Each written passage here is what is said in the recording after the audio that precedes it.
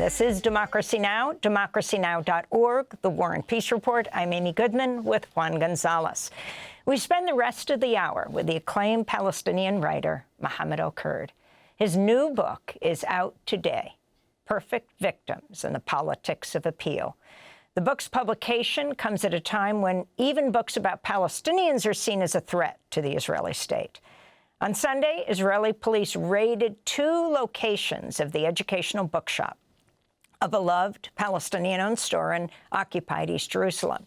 Israel detained the bookstore owners, Mahmoud and his nephew Ahmad Muna, who were held for 2 nights before being released earlier today. Ahmad spoke after his release.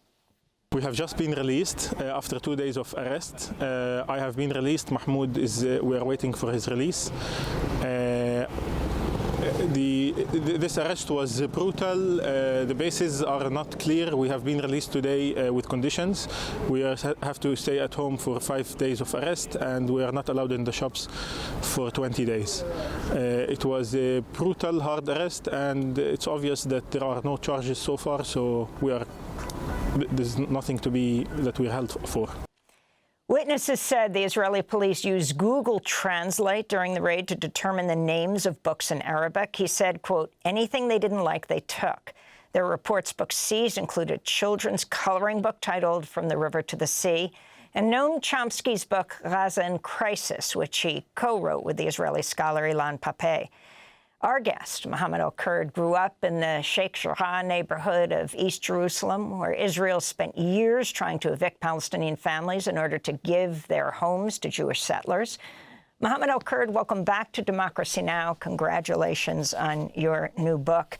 As you go around the country presenting Perfect Victims, you hear about this bookstore being closed and the owners being arrested. Your thoughts on the significance of going after the books? I mean, I think this is the attack on the educational bookstore in Jerusalem is yet another saga in the Israeli regime's scholasticide, the attack on culture, scholars. You know, we've seen them literally bomb every single university in the Gaza Strip. And the educational bookstore is, in fact, not the first bookstore in Jerusalem to be closed down, its owners arrested. So there is, you know, a criminalization of thought, a criminalization of the intellect, really. And we've seen this extend even to the realms of social media, where so many thousands of the people who have been arrested in the past 15 months have been arrested over Facebook posts. So the Israeli regime really is waging a war of consciousness against the Palestinians' ability to express national sentiments. And we see this also here in the United States with President Trump saying things like students who support the resistance will have their visas revoked. So there's an attack on, you know, the intellect itself. And Mohammed El-Kurd, you asked why Palestinians have to preface their support for the struggle against the occupation with some kind of statement distancing themselves from resistance actions like the attacks of October 7th of 2023. Why is this problematic? While supporters of Israel are never expected to decry the everyday violence of the occupation? Because it's racist, because there's an impossible standard, there's an impossible demand made of the Palestinians to be, you know, for lack of a better expression, perfect victims, to portray themselves in this, with this ethnocentric civility that adheres to Western guidelines. Otherwise, they would be deserving of death, they would be deserving of being bombed. And to reject this is to say that the Declaration of Human Rights is unconditional, and it's universal. And to reject this is to say that, you know, we believe in dignity. We don't believe in having to shrink ourselves or to perform a different script in order to be awarded freedom and dignity. These are things we are entitled to. And I wanted to ask you about the slogan, from the river to the sea, Palestine will be free. This became a flashpoint. It's still a flashpoint in the United States for attacking pro-Palestinian groups for being anti-Semitic or anti-Israel. Yet many in the Israeli government, in the current Israeli government, actually support from the river to the sea as an Israeli state, and no one raises a fuss about it. Yeah, of course, because the issue is not the statement itself. The issue is who says it. The Israelis could say from the river to the sea and more. They could say all kinds of explicitly genocidal statements, and yet with us, they have to read between the lines. They have to infer and look for the hidden insidiousness in such chants. But it's comical, in my opinion, that we are being often interrogated about our chants, about what we say on social media. Meanwhile, when we talk about them, we're talking about bombs and airstrikes and burning people alive in their tents in hospital beds. Mohammed, before we talk about your title, Perfect Victims, I just want to ask about your background, because we repeatedly interviewed you here and when you were in Sheikh Jarrah. And for people to understand that neighborhood and what happened there, and the people involved being the leaders of Israel today, talk about the occupation of Sheikh Jarrah and what happened in your own home. I mean, the story of our home is as unique and absurd as it is common. This is a neighborhood where tax-exempt charities registered in the United States, settler organizations, Jewish American organizations will come and claim our homes by divine decree, and they will exploit an already asymmetrical judiciary that is built by settlers for settlers to say your homes are ours and we have the right to kick you out of them. And so I, like many Palestinians, grew up with quite literally an American settler in my house.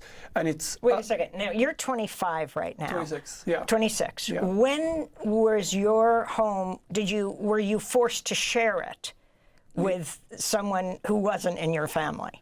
It was about 2009. 2009, I came home from school, and half of our house was gone. There was a settler inside it, a settler from Long Island, and right across the street from us, our neighbors, the Ghawi family and the Hannoun family, had lost the entirety of their home to settler organizations. And across the years, these settler organizations have gotten more and more funding. And like you said, their accomplices and people who work for them and people who lead these organizations have found their way increasingly to the government.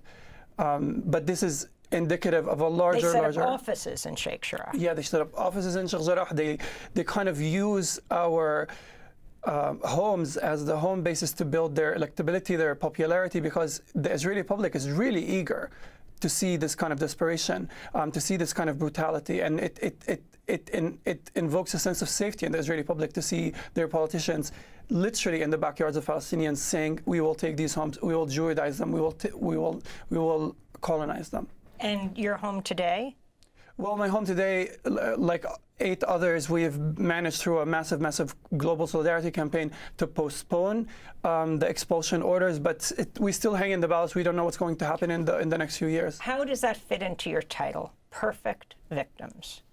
Well, I mean, to do a global campaign and to demand solidarity for our neighborhood, we were told and we were taught to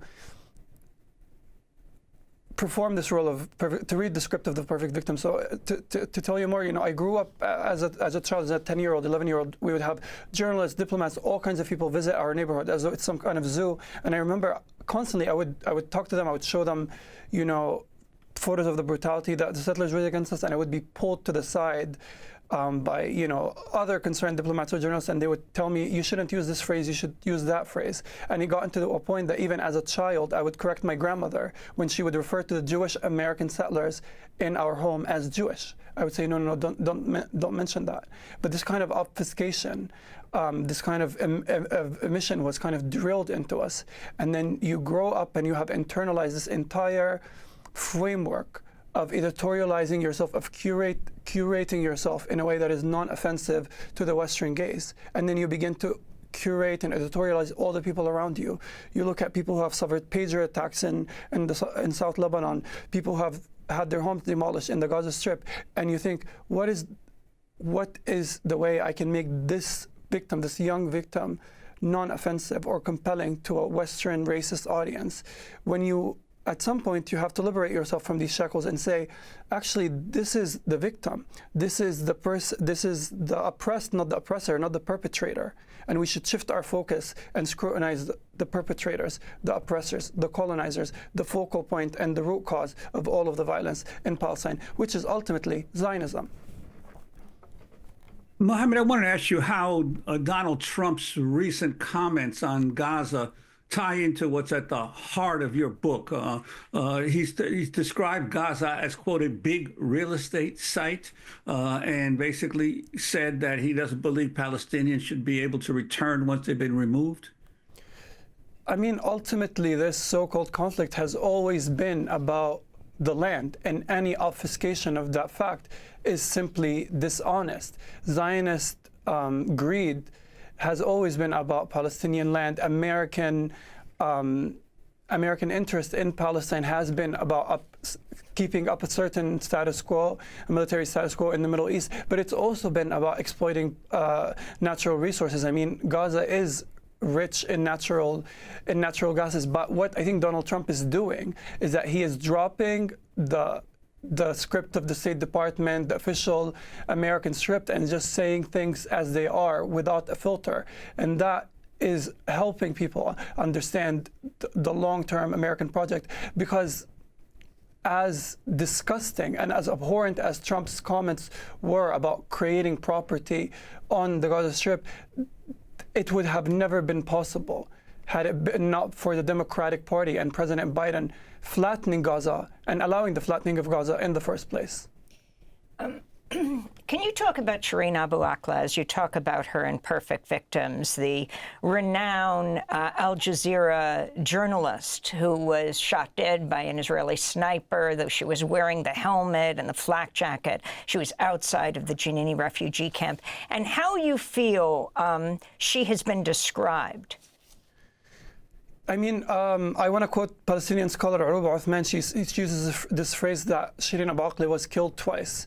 One, first time by the Israelis, and the second time when we all started to refer to her as an American. You know, and we did this for a good cause. We had the best interest, the best intentions.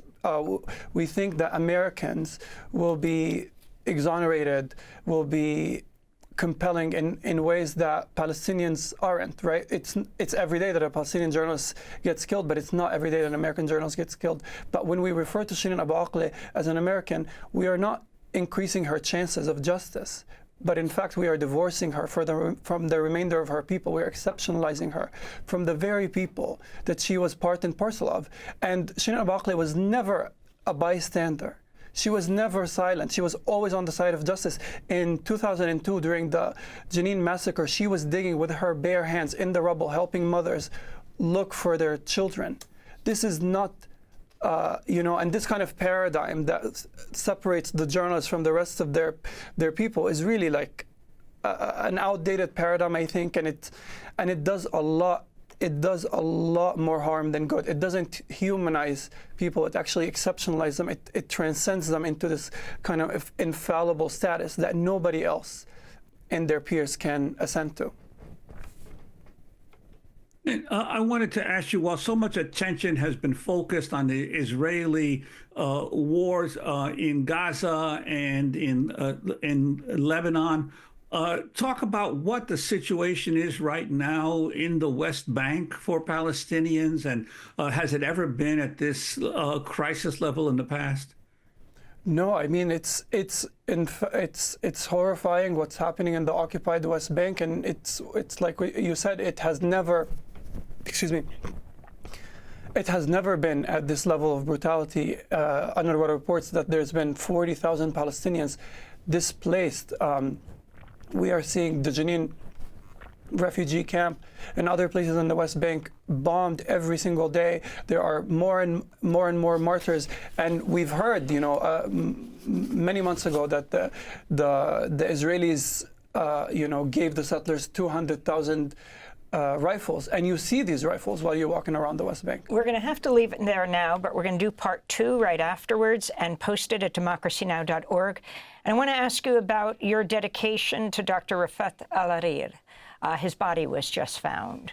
Mohammed El-Kurd, his new book is out today, Perfect Victims. I'm Amy Goodman with Juan Gonzalez.